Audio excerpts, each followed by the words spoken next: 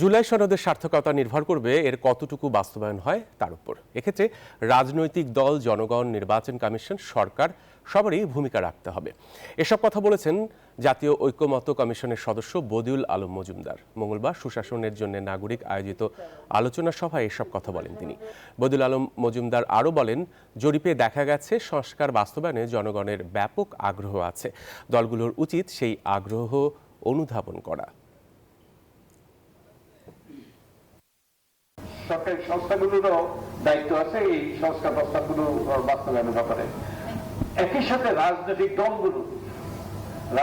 দলগুলোর গুরুত্বপূর্ণ ভূমিকা আছে, কিন্তু রাজনৈতিক দলগুলো ডিসেন্ট দিয়েই তাদের দায়িত্ব শেষ হলে এবং ভবিষ্যতে আমরা যখন নির্বাচিত হব, সংসদে গিয়ে বাস্তবায়ন করবো, এটাই যথেষ্ট না।